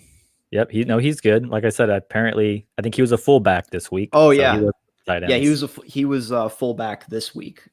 Previous week he was a tight end. He switches back and forth every week. They don't know what to do with him. And he wasn't invited to the slumber party also just because he's a rookie. Rookies don't get invited to the slumber parties. And also because he was a fullback this week. So they're like, sorry, you weren't practicing with us. This is just for tight end. We got a good report here from Bill's guys. And he says the baby's name is Grace, I think. Yeah. So shout out to Grace. Once again, the hero of the Buffalo Bills tight ends is Grace. This is going to... Can you imagine being that baby when she grows up? She's going to hear stories from her dad like, hey, you kind of saved the Bills in week 7 of 2020 against the Jets, because without you, your daddy wouldn't have been out there on the field catching touchdowns. So I hope Tyler Kroft catches like 3 touchdowns tomorrow so that that child can have that awesome story. We might be referring to this game as the Grace game. The Grace game. This might be the Grace game. Let's hope it happens. Otherwise, or she's like, how'd that game go, Daddy? And he's like, oh, I had 1 catch on 4 targets for 5 yards.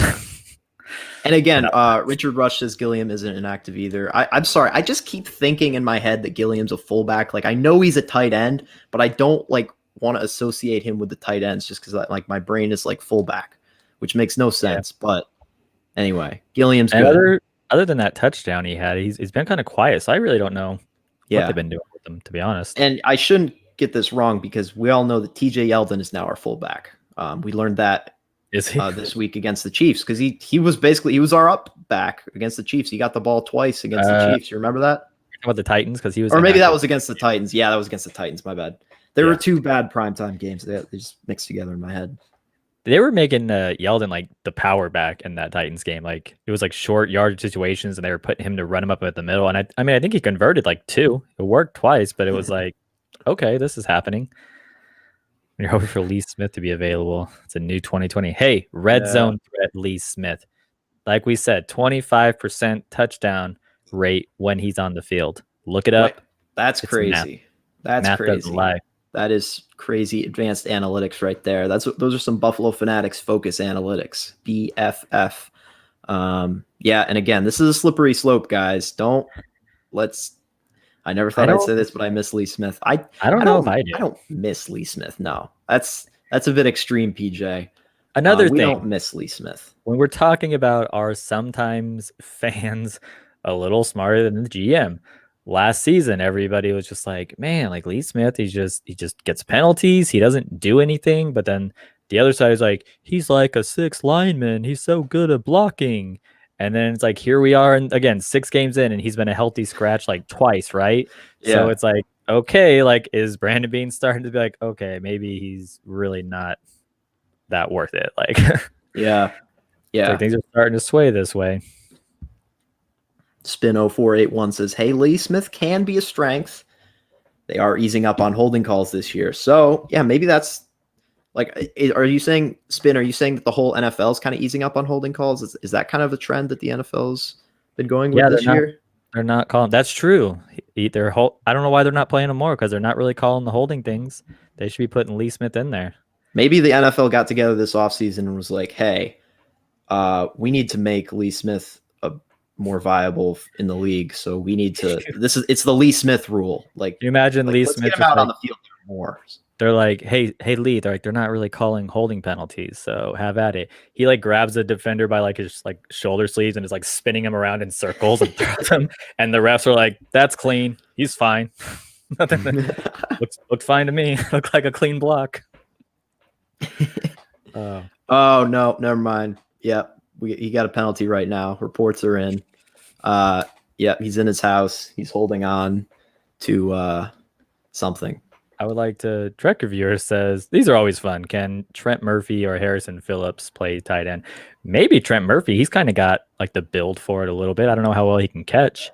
But Harrison Phillips, I wrote this down, and the way some people are talking, Harrison Phillips was another scratch, a healthy scratch. And people are talking, some people, Max, and I'm wondering if his days are already numbered. I don't know. And it's kind of sad because he's coming off a torn ACL, and usually the year after a torn ACL, players aren't where they're supposed to be yet. If you ask Trent Murphy, he'll say no, it takes a couple of years. But for most players, it's just that first year back, it takes them a while to get acclimated. And it's kind of bad that, I feel like they're already like benching him and making him a healthy scratch. It's like, again, he's coming off of a torn ACL. I've heard from many people say like you can't just get right back into it. Yeah, and also like Horrible Harry's like, he's a likable guy. Like, he's a guy. Oh yeah, I think most guys root for. He's good with the community. Stanford, so he's smart, great for the community. Just seems like a really nice guy, and I'm rooting for him with Kyle Williams as much as I can. Yeah, he's got to be an awesome man. Mostly because I don't think he would leave him alone. So Kyle was like, you just want to move in? Jesus, like, you're always here. But yeah, I think Trek Reviewer brings up a good point. Like, let's mix up the positions here. So yeah, he suggests that either Trent Murphy or Harrison Phillips play tight end for us. I think we should start just mixing and matching different guys with different positions. I think we got to kind of do what we did with Kyle Williams like two or 3 years ago when it was like his farewell tour, his retirement tour. Like, he's going to retire, so we're going to put him in at fullback against Miami and have him score a touchdown. And then the next year, when apparently he didn't actually retire, we're going to have him, line up in the backfield and he catches a pass from Tyrod Taylor for 9 yards. Like, just get different guys sub into different positions, see if we can fix some things like that. That was Josh Allen that he caught the pass from. Was it really? Yeah. PJ says was he scratching? Is that official? No. If you're talking about Harrison Phillips, that was just one time this past week with Harrison Phillips being a healthy scratch. Obviously, we don't know what the healthy scratches are for tomorrow, but yeah, I think it's a little sad to see that because, like you said, he's a very likable guy. He's coming off of an ACL. He's the only like true one tech we have, and I don't know. Richard Rush is apparently on the scene. He's reporting live that the days are not numbered. They know Horrible Harry's getting stronger. So thank you for that report, Richard. Appreciate that. Richard has a like a Bills Game of Thrones logo, and I just want to point out that's pretty awesome. I'm using my Game of Thrones little goblet here today, if that's what it's called. Is this a goblet? I don't know. I don't know what a goblet is. It's something to drink out of. It's like let's just start calling all cups goblets. Like, that's much cooler. I like it. I'm like, babe, bring me a goblet of soda. Yeah. I don't really drink soda. I don't know why I said that, but a goblet of beer. If you're a Harry Potter fan, like, give me a goblet of fireball. I think goblets, that sounds like more reserved for like wine. Like a goblet of wine sounds more official than like a goblet of beer. I don't know. The more I say goblet, I'm starting not to like it. Those words, when you keep saying it, you're like, that sounds weird. What is that? Anywho, let's get some questions here. We got about, I want to say 10 minutes left in our stream. We normally go for about 90 minutes. So yeah, hit us up with some questions, offense, defense, special teams, anything you want. How's your day going? I don't know. Anything. Shoot us some questions. Or else we're just gonna like stare into the void. Let's build off of this one. Bills guy says trade for Njoku. The trade deadline is coming up, and I think we want the Bills to do something. I gotta say, I wouldn't want them to trade for an offensive player. Bills guys, and no offense, if they make the trade, I think it's got to be for a cornerback.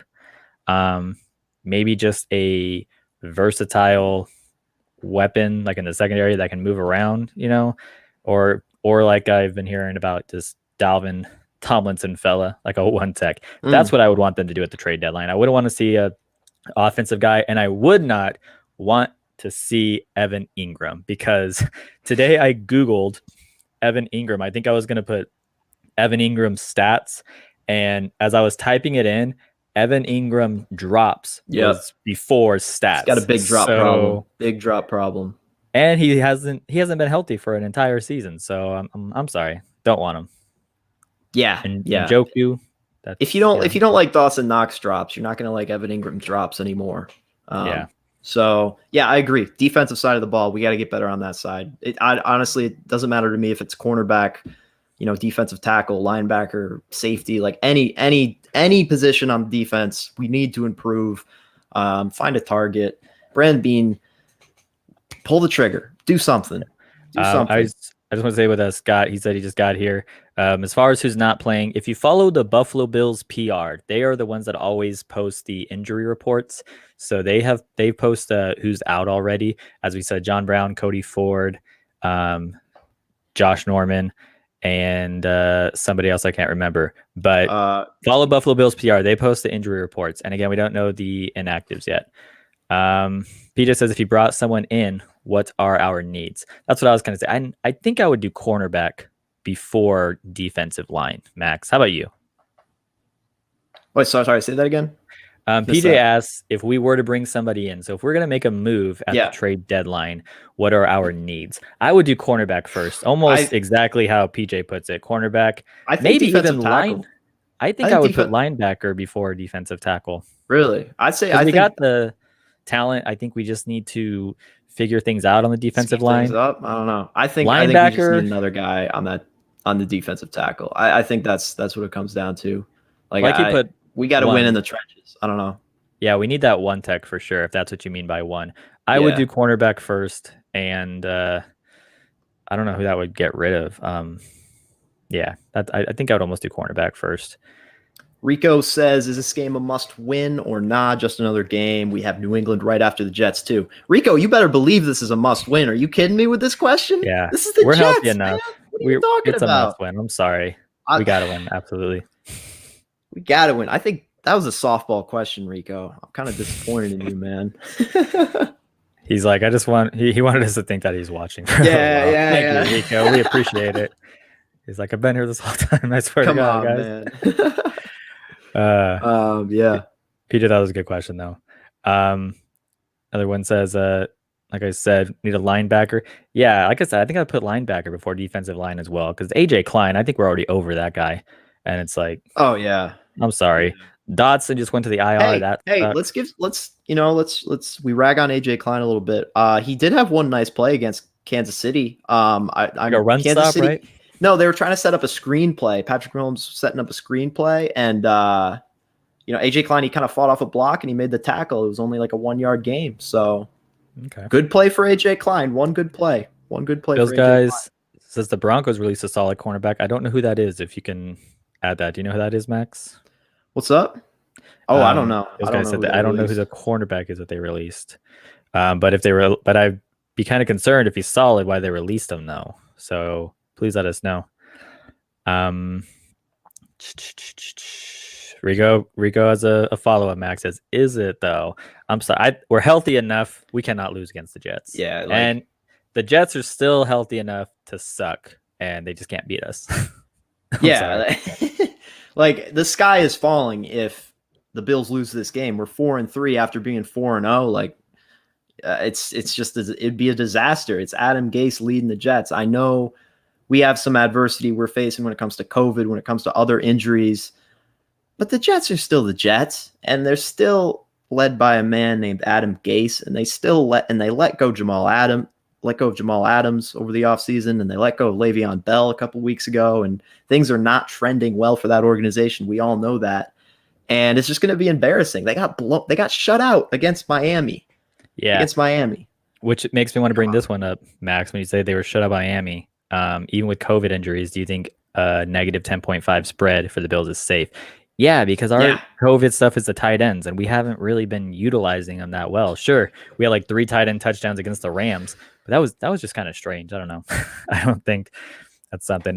I think the Bills could still win by 10 or more points, and I kind of hope they do. What's that called? What do they say in betting? That's covering it? I guess if you win by 10.5, I don't know the betting language. Bills by 10.5, which you can't slam that. I'm also not good with the terminology. I just bet for the first time last week, so I'm also not great with them. I would say, yeah, I would almost probably still bet to cover that. If I was a betting man, which I guess I am now, I think I would vote or vote. I vote to cover the spread. All right, thank you. I would bet that. Somebody was saying, Jeff, it was a fumble. I don't know if you're talking about in the Chiefs game, but that was not a fumble. His knee was down. Well, that's interesting. Pierre says the spread in Canada is minus 14. That's interesting. Why do they change it up?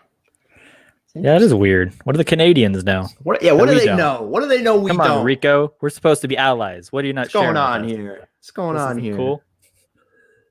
Let's see. Oh, Spin04 says Klein caused Kelsey to fumble. Maybe that's what they're talking about. Yeah, he did do that. That was another good play. Oh, yeah, that's right. That's 2 good plays for AJ Klein. Count it, 2. Somebody said, and I think I just missed it, about us. Bills are going to get Zach Philly. I think they're talking about Zach Ertz. I don't know if we can afford Zach Ertz if we were to trade for him. Our cap space, we're kind of strapped with our cap, and the person we have to bring in, we have to afford it for this season. We only have like 4 or 5 million in cap space right now. Yeah, we don't need Zach Ertz. Like let's focus on defense here, people. Let's focus on defense. Our offense is just fine. Well, then here you go, same narrative as last season. Here you go. If you want to focus on defense, do you think Micah gets some snaps at outside or slot corner? I think we would probably see Saran Neal getting some at the slot, and maybe even Taron Johnson if he is. I'm sorry, Cam Lewis in the slot, probably before Micah for tomorrow. If Cam Lewis is healthy, I think we would see those 2 first. As far as the outside, maybe even I think we might even see. I've seen people saying that maybe Saran Neal even gets some outside snaps as well. That's interesting. I haven't heard that before. I think we kind of keep Micah where he is, and that's what he does. We leave him at safety, let him do his thing. I know we might want to mix things up by putting him in a different spot, but I don't think we need to press that panic button yet. We have a Bears fan in the house. I'm not sure how you came across the show, but thank you for being here. Appreciate it. Why did Spain get released? We talked about it a lot. He was not doing well in was it pass coverage, Max, that he wasn't doing very well in? He wasn't doing well in the first 2 games, right? I mean, or was it run defense? I don't know. I know he got benched, and again, it's the situation of I think just Sean McDermott tried to get too cute with the offensive line, putting different guys in, whether you're trying to send Spain a message or just trying to mix things up. And I don't really understand why they would bench him. I get it that he may have not been playing to his fullest potential, but he's still better than Brian Winters, in my opinion. And I don't know. The whole thing is kind of mind-boggling, and we don't have all the answers about why he got released, whether it's kind of conflict in there in that building. Yeah. Spain was probably upset. Maybe he wasn't fitting where our scheme was going, but I mean, Yeah, if you can get him for cheap, I think he's worth a shot for sure. Yeah, definitely. I'd sign him. Are you kidding me? Rico says, if we drop this game, do we panic? No panic. Will it depend on how we lose? And I have been here the whole time. LOL looks away. If I don't think it matters how we lose this game, if we lose it, I would panic a little bit. Oh yeah. But I don't know. I mean, I understand we lost the last 2 games against AFC championship teams. So it's not, if you want to find a silver lining, like, hey, at least we lost against those teams. The Jets are not a team that we should lose against and try to find a silver lining. I would panic. I probably wouldn't be on the show next week if we lose. I would be like Ace Ventura. I'd be in the shower, like burning things in the trash can, like naked and yeah, crying. Dude. If we lost, like, how our show would be a disaster next week, or it wouldn't be a disaster, but it'd just be like, I think it'd be very entertaining because we would just be screaming at each other and like, I don't know, we'd be burning things down and it would be awful. I think if we lost, Dave Tilton would be alone on the next Bills guy show, and they'd be like, "Where's Judge Mathis?" And I think he'd be like in his backyard, like shirtless with like a spear, and he's like, "This is my society now." Like he would for some reason lose it, de-evolutionize and resort to like caveman qualities, and his fiance would be like, "Come inside," and he'd be like, "No." And he would just be like running around the backyard, like trying to poke birds. That's what I think would happen. But again, this is an alternate reality. Like the Bills will not lose. Like yes, alternate reality. It's not going to happen. Rico, Jets. Why are you coming here and throwing this losing to the Jets? Yeah, come on, man. I don't like this at all. Making me upset. Oh, I like this by Richard Rush. My grandma is better than Winters. She's been dead 20 years. Like. I mean, that's a little brutal. I'm not gonna lie, man. Like Brian Winters, like, how would you feel if you were Brian Winters and you saw that comment? Like, come on. like the GIF I posted of Dawson Knox seeing everybody liking the joke about him finally catching something, and it's just the person sad and it's like a teardrop. Yeah, I saw that. Yep. Oh. Everyone make your Dawson Knox finally caught something joke in the comments. Another thing with like Mick Bean, you'll be the best version of yourself in Buffalo. Can you explain Brian Winters then, please? You have to explain that. If you put him on the spot, like explain Brian Winters, would he say? Like what would he say? Like he's got to say something. You give Max. If you're Mick Bean, if you're Brandon Bean and you're on the podium and I ask you that question, I say, respond. Even if you can give me like a by the book answer, like, or, you know, like what do you say to that? It's like, well, he's a guy that we brought in and he's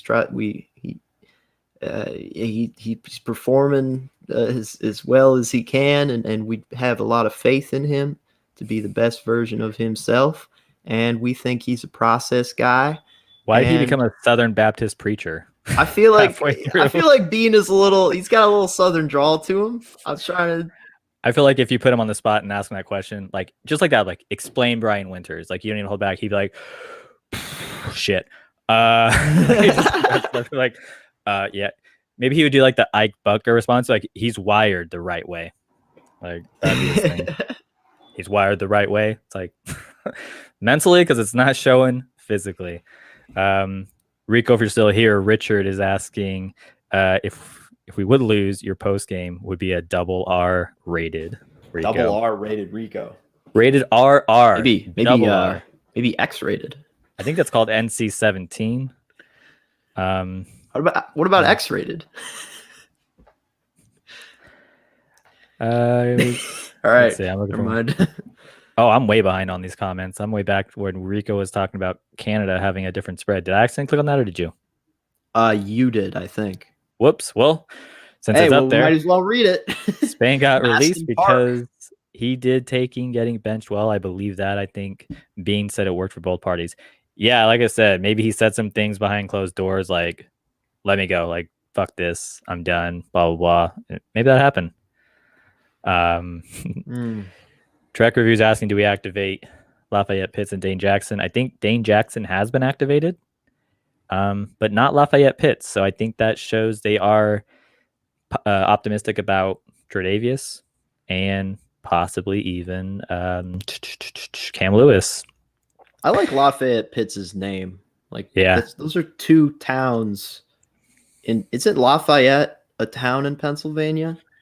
And then Pittsburgh, obviously. Like, he has two Pittsburgh, Pennsylvania towns in his name. Anyway, whatever. John asked if the O-line will be better without Ford. I don't think so. Because we're down to like the nitty gritty. And I don't think anybody at this point, it's like, don't die. Don't get hurt, please. Stay healthy. Don't die. Don't get hurt. Stay healthy. That's a good way to wrap up our show. I mean, unless we still got more questions though, Max. I don't know how you're feeling. I'm going through the comments, seeing what else we got. We got some more questions. We'll have some questions. Oh, we got somebody right here. Let me put this up. I think it's pronounced Paolo Bio. If that's your real profile picture, I think you might be 12 years old. Early victory celebration for you guys. He's a Jets fan. We can't lose to an 0-6 team. Come on.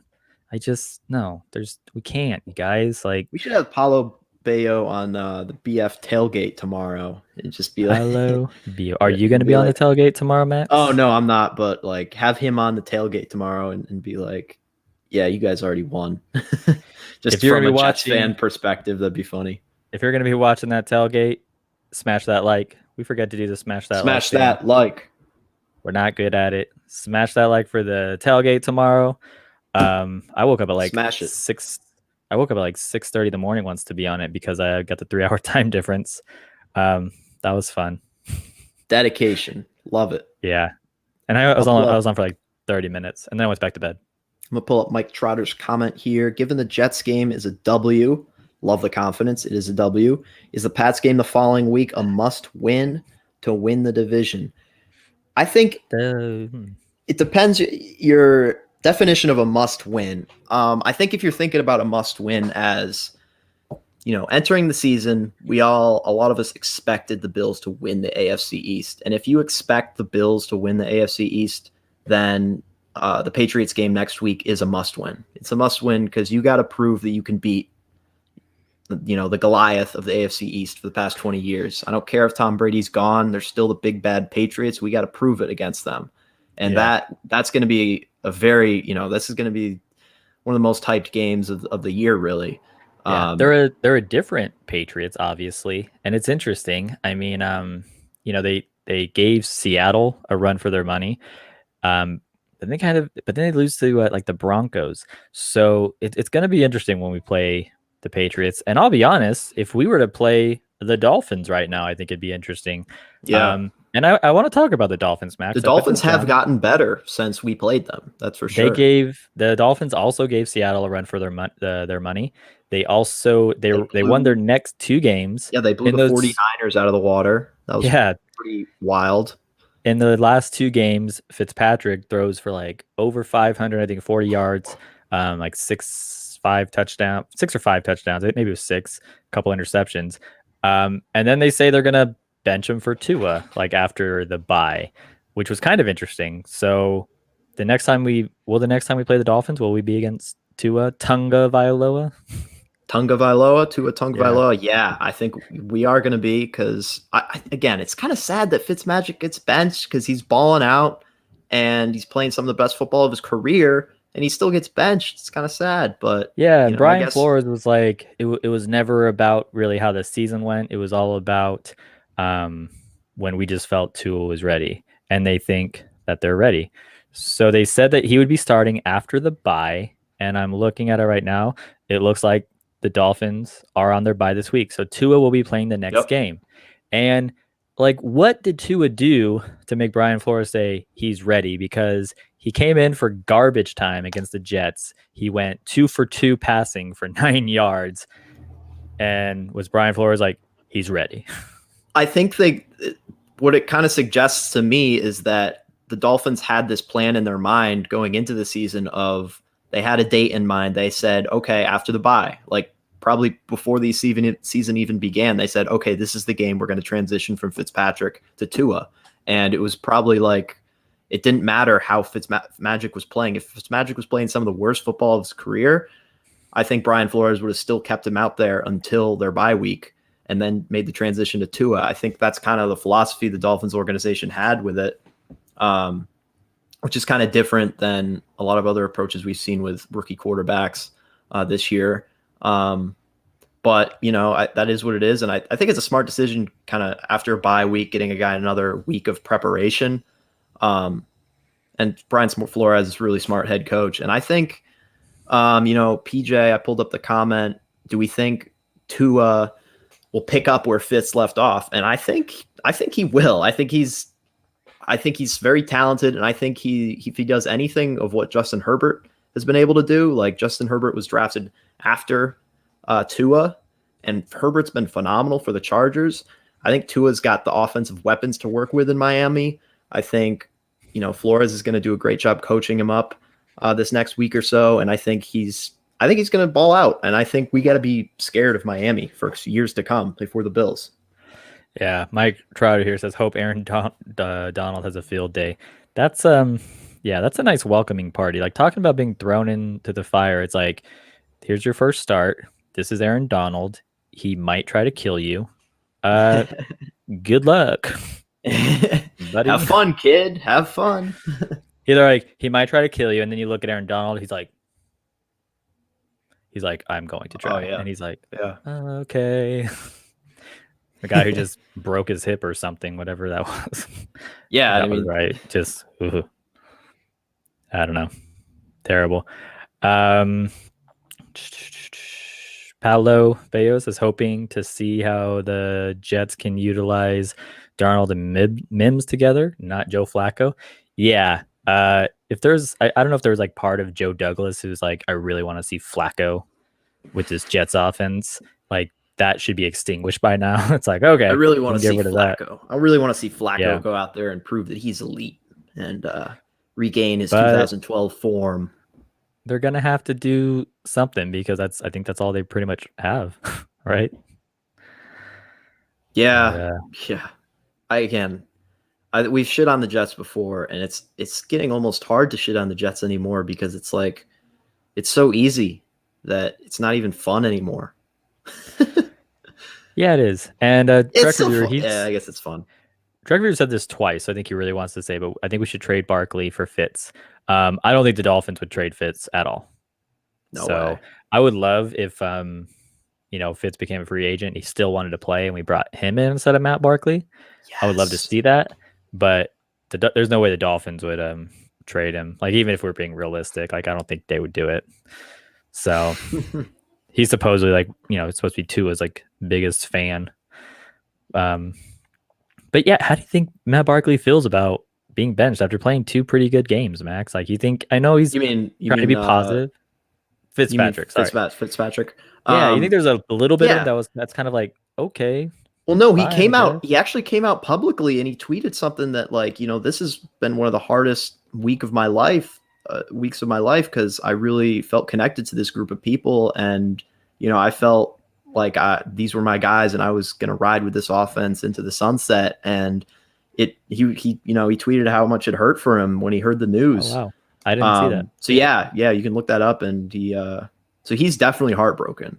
But he's obviously fully supporting Tua and, he's like Tua's biggest fan. So, he's handling it the right way, but it's got to hurt for him. Spin says he thinks this is Fitz's last year. I don't know. I think if he wants to keep going, I think he's shown he can still at least. I mean, he's been a starter the last 2 years. I think he's shown that he is still a good backup. So if he wanted to play, I have a theory that Ryan Fitzpatrick is mad that he is still playing professional football because I think he went to Harvard. I think he's been wanting to use his Harvard degree for years, and he just keeps getting new contract offers. He's like, damn it. Like I went to Harvard. I was going to solve COVID last year, but like, I can't, I'm still playing the silly game of football. Yeah. I think at a professional level. I think he did like economics or like mathematics or something. So I bet he's just like, I didn't go to Harvard to be a damn journeyman quarterback. Like I want to do this.